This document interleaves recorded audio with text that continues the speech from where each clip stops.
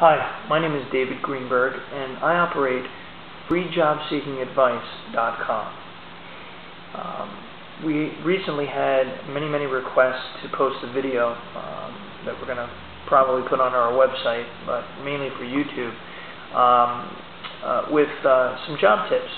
So, by popular demand, I'm going to talk today, well, just for a few minutes, about the top 10 ways to jumpstart a job search. The first thing that you want to do is you want to make sure that you've got a solid resume. Resume is, I can't even tell you how important a resume is, and it's one of the things that people probably overlook when doing their resume. Our recommendation at freejobseekingadvice.com is to have your resume done professionally. Okay? There are a lot of professional resume writing services out there. We have links on our site of resume services that we recommend. I'm not going to say that they're all trustworthy, meaning all the resume services out there. We're not going to say that they're all trustworthy, but we've placed some recommended sites through links on our webpage of resume services that we recommend. And it's really one of those things that you really, if you're a professional resume writer, that's wonderful. But if you're not, you should really leave it to the professionals. And in today's job market, with such competition, you have, the number of jobs out there for the amount of applicants is just, an astronomical difference. There's just not enough jobs out there for the number of job seekers. So, I want to make sure your resume stands out. Second is networking. Networking is extremely important. You got social networks, business networks, job sites that are out there, blogs, affiliations. Try to get involved in as much as you can. With the internet these days, there's just no excuse to not be out there. And believe it or not, employers do look on those various sites. Just you want to be careful on what you do post, making sure that anything that you put out there is professional, it has the appropriate etiquette, etc. And again, all of these links can also be found on our website as well. Use a resume. Number 3 is use a resume bursting service. A resume bursting service is a company that actually takes your resume and blasts it out there. And believe me, they can do it much faster than you can. So we do recommend using a service like that. For instance, Resume Rabbit is one of the top companies out there that can do that for you. They're also listed on our site. They're a great service. They can do it in a very short period of time. And they have many success stories of how their service has helped many others. Post your resume on the top job sites. Believe it or not, you can post your resume on many sites, Monster, Hot Jobs, Jobs.com. I mean, there's many sites out there that you can do that. And then your resume's out there already. I mean, in addition to looking for jobs, your resume can be posted. And make sure you're updating your resume on a frequent basis, perhaps weekly. You want to make sure that your resume stays on top. If a period of time goes by without updating it, then it starts to slide down. So you want to make sure you keep your resume up there.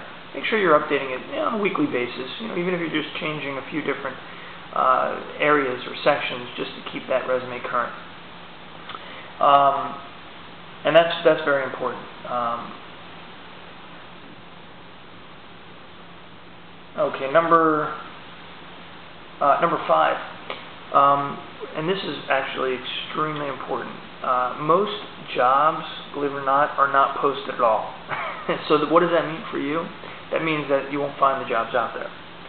So what do you got to do? You got to pick up a business directory, either hard copy or online, and start opening it up and going through the companies that you're interested in and making phone calls. Yeah, believe it or not, you're going to cold call. You're going to contact the human resources departments at the various companies that you're interested in working for. And there are tips and resources on our website that will explain how to go about introducing yourself. There's obviously a certain etiquette that you need to hold by.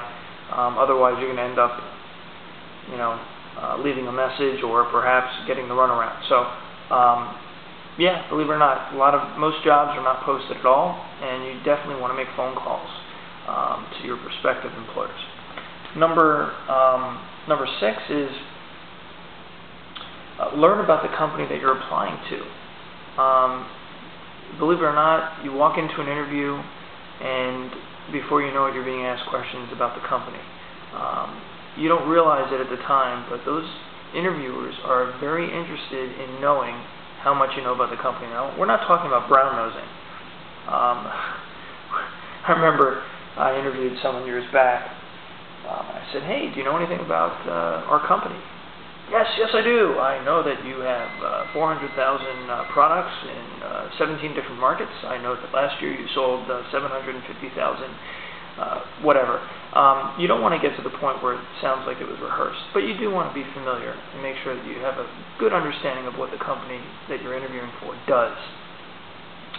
And stay informed about what's going on in the world, current events. I know it has nothing to do with the job, but you know what?